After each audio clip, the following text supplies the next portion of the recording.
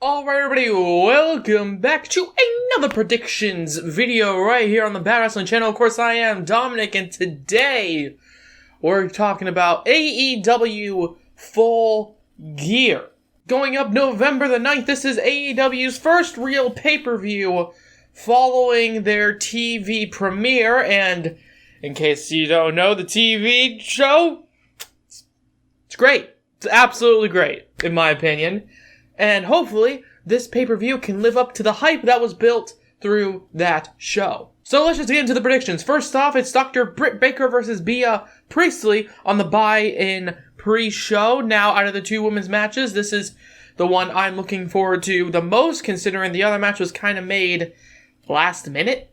And, for the AEW Women's Championship, okay, I would have probably preferred a different route taken for that AEW Women's title. However, nonetheless, that's later on. Right now, we're talking about Britt Baker versus Bea Priestley, and personally, I believe Britt Baker is going to win this. I mean, it's kind of the pre-show, and if you have a pre-show, you typically have the face go over to kick off the show. I think it makes sense. Also, they clearly have huge plans for Britt Baker, and they really want her to be at the forefront of the women's division, so I'm going with my brain with this one. I believe Britt Baker is going to win this. However, my heart is telling me Bea Priestley, because Bea Priestley looks freaking insane, okay? She is stiff as hell. She beats the hell out of everybody in the AEW women's division. I believe if you were to really wanted to cash in on a big-time heel female competitor, I believe Bea Priestley could be the way to go, but in my opinion, Britt Baker is going to be winning this matchup. Well, I mentioned the women's title matchup feeling a bit last minute. This matchup also feels a bit last minute, but I am definitely not going to be complaining about this one. It is Joey Janela versus Shawn Spears. Now, I think Shawn Spears is going to win this. This is kind of going against the logic I had before with the face winning at the start of the show. And since this is technically the real start of the show, you would typically have Joey Janela win that. However, I don't know. I think Shawn Spears is going to win this. I like Joey Janela. I'm not going to say I love him. He is growing on me more and more. And I think a big win for Joey Janela could be interesting. But I think Shawn Spears has the more potential in not only his gimmick, but how he's presented. It's clear that they think maybe a bit higher of Shawn Spears in terms of his potential stardom than Joey Janela, who has been kind of just placed in this hardcore division, with Darby Allin and Jimmy Havoc, that kind of lot.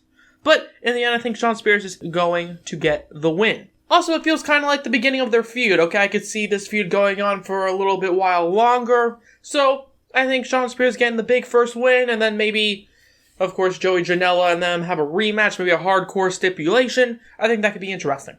Following that, it is Adam Page versus the Bastard Pack. And before we get into this, can I just say, it's a little bit interesting to see how Page kind of started off in AEW, a little bit, not that over. Okay, he went to go after the title, and fans typically were like, I don't know if he should be in the title picture. But, I mean, he's growing on people. I'm into that. And I think this newly found fan support will drive Hangman Page into a victory over Pac, maybe by countouts. Maybe, I don't know. Pac's kind of whole gimmick is that he doesn't lose, and I get that. He's the bastard. He doesn't lose. He wins by any means necessary. But a part of me thinks Page is going to win this. Maybe a double DQ. I don't know. Either way, I do not see Page losing this matchup. So, I'm going to say either he wins via countouts, or it's a double countout / maybe bell to bell, the time limit draw. I could see that as well, putting over both men. I'm gonna say it's either a double countout or a double DQ. That's my actual prediction. That's what's gonna happen. That's what I think is gonna happen. Either way, I don't think Pac is going to get pinned nor submitted in this match. Following that, we have the women's title on the line. A bit last minute, Riho versus Emi Sakura, and I believe that Riho is going to win this.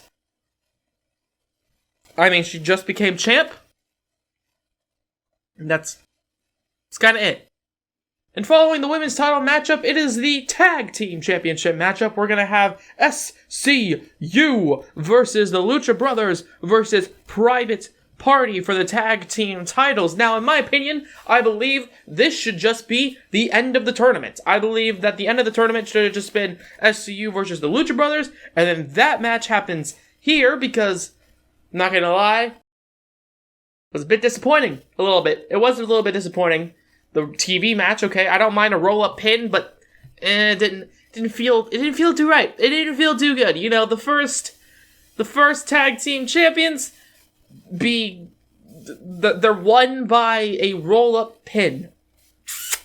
Didn't feel too good in my opinion. So maybe SCU will win this matchup without a roll-up pin. Maybe they'll do something cool, something epic. I don't know. Either way, even though my heart would absolutely love to see the Lucha Brothers or Private Party win this matchup, I believe SCU, considering they've literally been holding the title for about 2 weeks.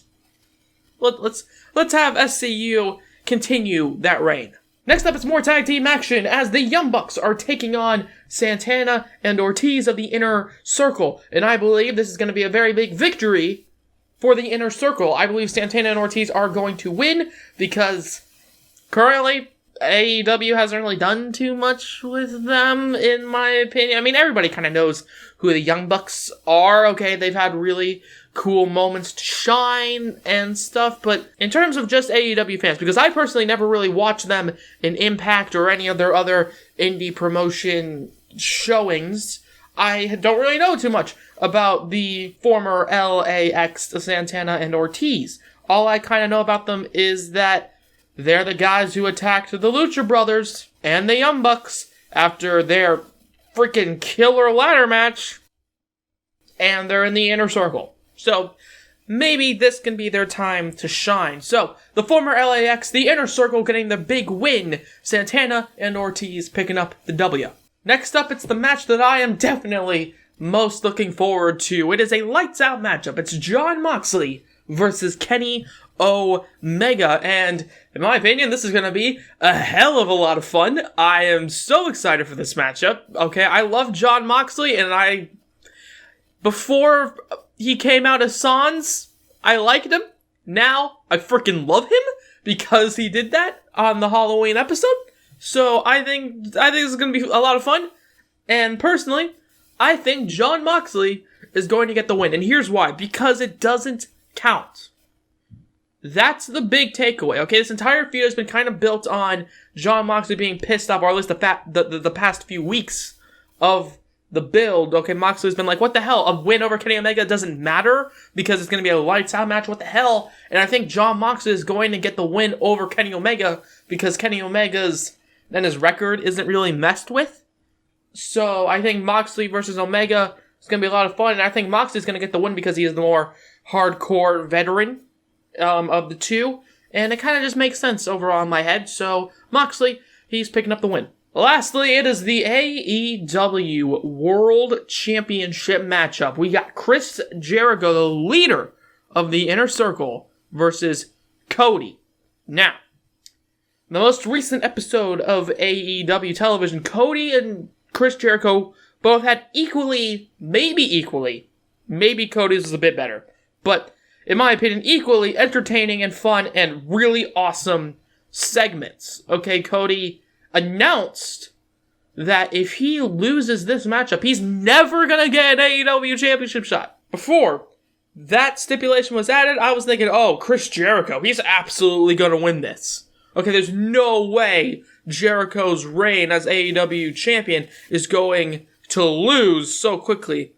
Now there is that bit of doubt, because Cody is saying, I'll never fight for the title again, but a part of me doesn't want that. A part of me doesn't want him to become champion. I really, really don't want to see Cody, who is like the ruler of AEW right now, to become champion. It's not that interesting to me. Okay, Cody's cool, but Cody doesn't need it. He doesn't need the belt. Cody doesn't need it. You know who does need it? Chris Jericho. Because he's the first ever champion. He's the youngest AEW world champion, as Sammy Guevara would say. And I think if Chris Jericho loses, then the Inner Circle and their whole, like, deal as a new faction could end up being a little bit, just a little bit watered down, maybe you could say.